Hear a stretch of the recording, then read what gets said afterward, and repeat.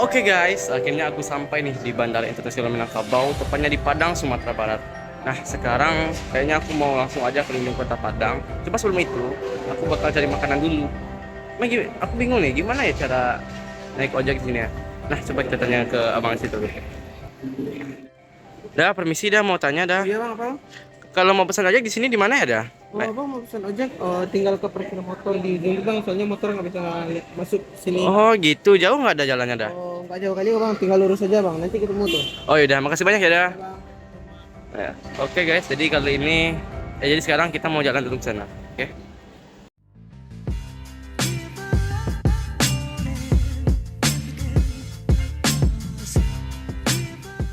Bang, Iya dah. ojek bang. Ah boleh lah dah. Boleh antar mana bang? Ke itu dah, ke masnya tuh gede, bentuknya unik, dalamnya mewah. Posisinya katanya di tengah kota dah. Oh, Busy Raya Ahmad Khatib. Nah, ya itu dah. Bisa? Yes. Bisa ya? Bisa. Oke. Oh iya dah. Nanti kalau kita cari makan dulu, abis itu udah temenin saya keliling Padang, bisa nggak? Mana aja. Tapi ongkosnya ada nambah. Nggak apa-apa dah.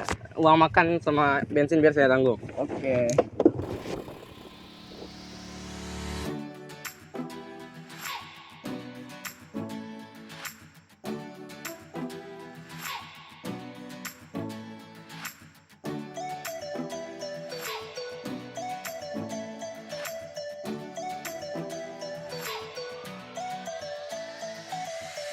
Jadi sini ini ada kentang, ada irisan daging, bihun dan kerupuknya.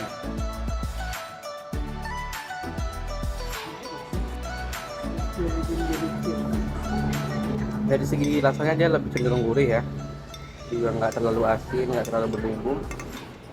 Juga aromanya ini aroma rempah sekali. Alhamdulillah kita sudah selesai makan. Jadi habis ini kita langsung saja teleport ke Masjid Raya Syekh Ahmad Khatib. Nah, akhirnya aku udah sampai nih di lantai dasarnya Masjid Raya Syekh Ahmad Khatib bersama ojek ini.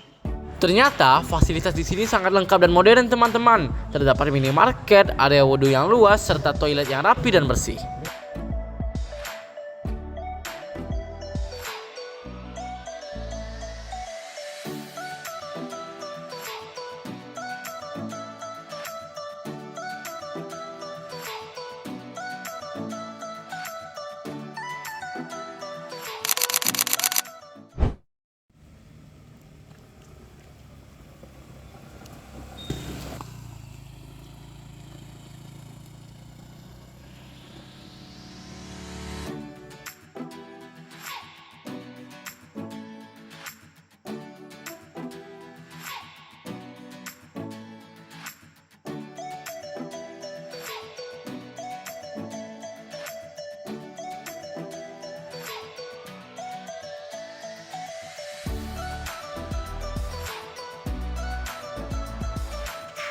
Kenapa ya ada tempat yang dinamain Gua Kelelawar?